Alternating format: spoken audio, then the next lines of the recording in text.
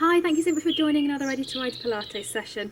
We are going to be using some weights today. This is a new addition to the Ready to Ride sessions for this year. I think it's a great way of increasing the intensity and increasing the strength benefit of what you're going to be getting out of these sessions. So before we start, we're just going to make sure your upper body is really ready to take the extra workout of those weights. So get yourself planted, equal weight in your feet. And nice relaxed shoulders. Feel that your spine is stretching you up tall. And then we're just going to roll those shoulders up, back and down. Make sure there's no tension in the area before you start. Nice, big, loose movements. It's a great exercise. One of my favourite go-to exercises on the horse and off. Okay, then hands together, soften your knees. Push your hands forward, so stretch and open between your shoulder blades. And then up above your head. I hope my hands are staying in screen. I can't quite see from here. And then hands back down. And again, push forwards, open out between your shoulder blades and reach up, lengthen through your sides. Make sure you take all those muscles around your shoulders through their full range before we start. Okay, bring your arms back down by your side. Let's go with some walking. So start to think about coordination now. So you're thinking opposite arms and legs, but keeping your ribs gently sinking down towards your pelvis. Nice regular breathing, and pelvic floor just gently resting there onto your floor 3. So just watching that you don't swing forwards through your ribs, so keep those ribs just sinking down. Keep that connection between upper body and pelvis. Okay, look, let's go to the end of your mat. So you're facing forwards down your mat with your feet together and your knees nice and soft. Rest your hands on the front of your thighs, tuck your chin into your chest and slide your hands down the front of your thighs, really curling through your spine as you go. Pause at the bottom for a nice breath in. Breathe out, slide your hands back up, tuck down with your pelvis and uncurl right up through to the top of your neck. Again, chin into your chest. And again, it's each vertebra, this time one at a time, right down. So middle of your back, low back, then your pelvis. Another breath in, and then as you breathe out, bend your knees. We're going down onto your mat, and we're going to start off on your front. And we're going to do your 100. So take one weight in each hand. Now I'm starting off today with just 1 kilo weights. For me, that's perfect for doing this sort of exercise. You can do shorter rep-based exercises with higher weights, but for this kind of exercise, I think having slightly lower weights is probably better. So we're going to have your arms out to the side. If you find this too much of a challenge, by all means, do this with your arms down by your side. It's absolutely fine. So do what works best for you. I'm showing you the harder option so you know what to do. So for you at home, you want to be facing the floor. I'm facing you so you can hear me better. Bring those shoulder blades back and down. Tummy away from that imaginary puddle of water, pelvic floor onto floor 3. And then you're just going to pat those imaginary puddles of water by your sides. So keeping the shoulder blades back and down. That keeps the front of your shoulders away from the floor. Tummy away from the puddle of water. Don't forget to breathe. And remember to move from your shoulders. I think having things like weights in your hands is really helpful for remembering to move from the shoulders. It's not so tempting to just move from your wrists. So keep moving from your shoulders. If you're starting to get tired, have a break, change position. We're not going to do thousands of these. So keep breathing. Keep the pelvic floor, keep the tummy position, keep the shoulder blades back and down, and give yourself a rest. Okie doke, we're going to turn onto your back. And you can do this next exercise with your feet on the floor, or you can go from the tabletop position. So take hold of your weights and then get yourself into position. I will show you the tabletop version so that if you're doing this at home, you can then choose which one you want to do. And then we're going to do the toy soldier open book exercise. So before you start, pelvic floor, ribs to pelvis, then you're taking one arm over your head, one by your side, back up to the top.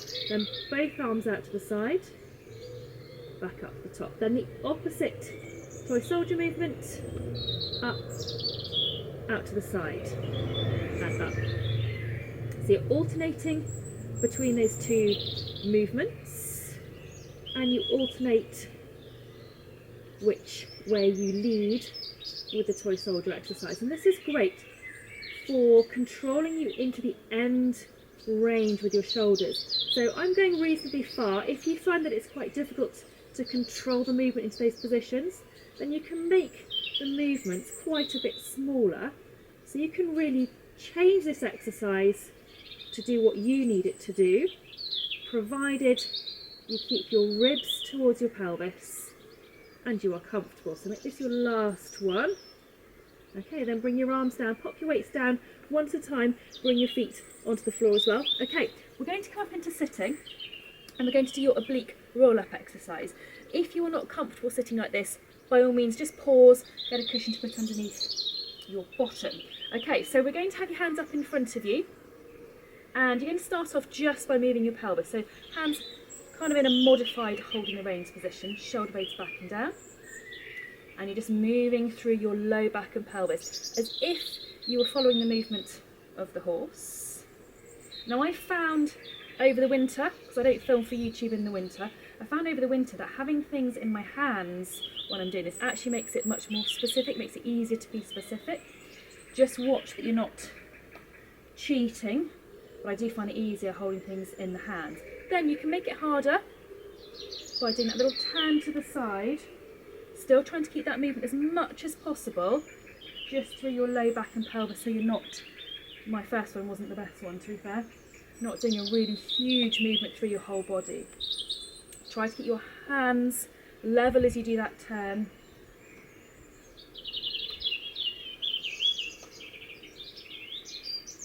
We'll do one more each way. Last one. Fabulous job. Okay, pop those down. We're going to go onto your hands and knees. So get yourself comfortable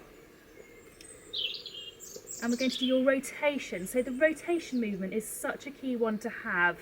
You want to have good rotation through your spine in both directions so you're equal for your horse.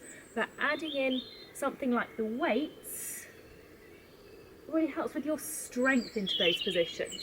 So yes, this isn't exactly a movement you're going to be doing on the horse, although to be fair, if you're coming down a big drop fence cross country or hunting, you might find yourself doing something like this. But the stronger you are through these ranges, the better your body will cope with everything that is thrown at it in the saddle.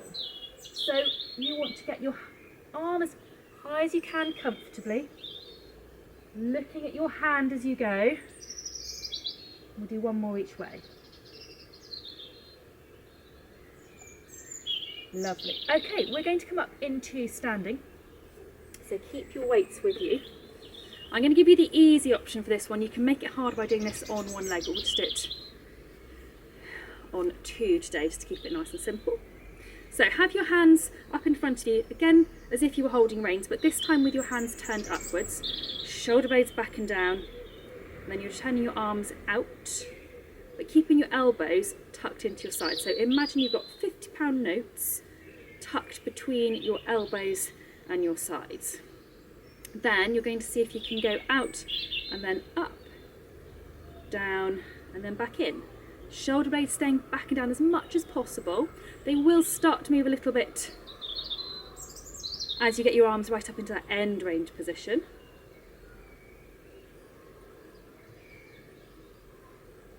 Remember to breathe. And again, as you come into that lift, just watch that you don't collapse forward through your tummy. So keep your ribs gently sinking down towards your pelvis. Okay, we're going to do one more. Super job. Okay, pop your weights down onto the floor and let's just loosen off through your upper body. So keep your knees really soft. Take your arms forwards, over to one side, back up to the top. Arms forwards, over to the other side, back up to the top. Keeping everything loose and floppy. Let your arm muscles, particularly around your shoulders, really relax. They've just worked quite hard and for an intense period of time. They need to relax. We'll do one more. Super job. And then just check before you stop you're back to having equal weight in your feet and nice relaxed shoulders. we're going to finish there. I've kept it short. It's the first one of these that I've done, so I'm quite hopeful to have some feedback about how good it's been or not. These are exercises that you can really mix in well with other sessions, so pop your weights in with other sessions that you do. You might also find that you want to do a few weights exercises at other times when you're not just doing Pilates. So particularly if you found that one side is quite a bit weaker than the other, this is something you can be working on 2 or 3 times a week to really even up your strength. So I hope you found it useful, I hope you've enjoyed it. Thank you so much for joining me, and I will see you very soon.